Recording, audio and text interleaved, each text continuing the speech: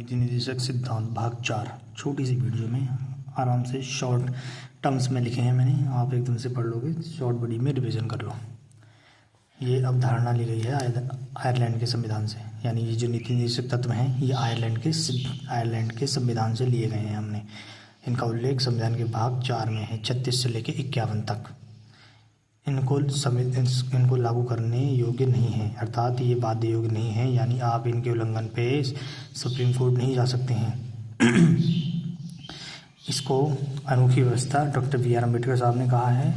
इसी को संविधान की आत्मा जी. ऑस्टिन ने कहा है। सच्चा कूड़ादान टी. कृष्णामाचारी ने कहा है। बैंक की सुविधा पर चेक के.टी. शाह ने। लक्ष्यों और आकांक्षाओं का घोषणा पत्र के.सी. वेयर ने। डीपीएसपी जो हैं उसमें जो आर्टिकल हैं 36 से लेकर 51 तक, उनको हम 3 वर्गों में बांटते हैं। देखो, आर्थिक एवं सामाजिक सिद्धांत, गांधीवादी सिद्धांत, उदारवादी सिद्धांत। आर्थिक एवं सामाजिक सिद्धांत अनुच्छेद 38 से 38, 39, 41, 38, 39, 41, 42, 43, 43 से। गांधीवादी सिद्धांत 40, 43, 43, 20, 46 और 47। उदारवादी सिद्धांत 44, 45, 48, 48 ए, 49, 50, 51। ठीक है, 44 बीच में। तो ये थे हमारे आर्टिकल। अब इसमें देखो, एक एक को देख लेते हैं। क्या है राज्य की परिभाषा, क्या है जो आर्टिकल 12 में है वही सेम है।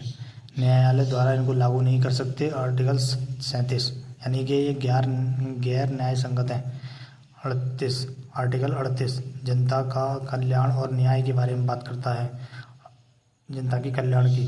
39 संसाधनों का समान बंटवारा हो, यानी समान कार्य के लिए समान वेतन, पुरुष के लिए वेतन वही और महिला के लिए समान कार्य के लिए समान वेतन। 39 से मुफ्त कानूनी सहायता प्राप्त होगी। 40 ग्राम शॉर्ट में देखो, 40 ग्राम।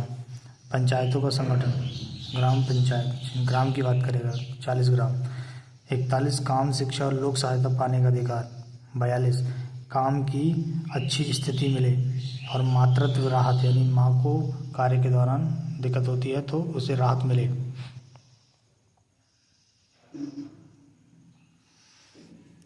मजदूरों की न्यूनतम मजदूरी तय हो, इनको उससे कम वेतन ना मिले दिया जाए। 43 है उद्योगों में मजदूरों की भागीदारी। 43 भी सहकारी समितियां के बारे में बात करेगा कि क्या सहकारी समिति होंगी। 44 समान नागरिक संहिता।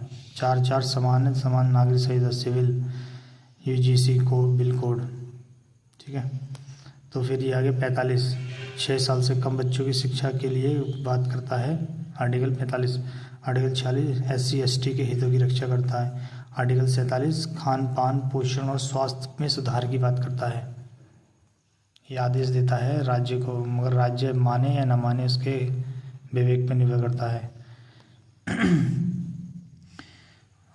आर्टिकल 48 कृषि और पशुपालन गोवध पर रोक लगाता है। 48 1 पर्यावरण और वन्य जीव की रक्षा। कृषि और पशुपालन हो गया, फिर पर्यावरण और वन्य जीव की रक्षा। 49 राष्ट्रीय स्मारकों की रक्षा। 50 कार्यपालिका से न्यायपालिका का पृथक्करण। 51 अंतर्राष्ट्रीय शांति और सुरक्षा। यदि आर्टिकल ये क्वेश्चन है, भारतीय संविधान का निम्नलिखित में से कौन सा अनुच्छेद राष्ट्र को सार्वजनिक सेवाओं में कार्यपालिका से न्यायपालिका को अलग करना। कार्यपालिका से न्यायपालिका 50-50, तो ये आ गया ऑप्शन नंबर बी, अनुच्छेद 50।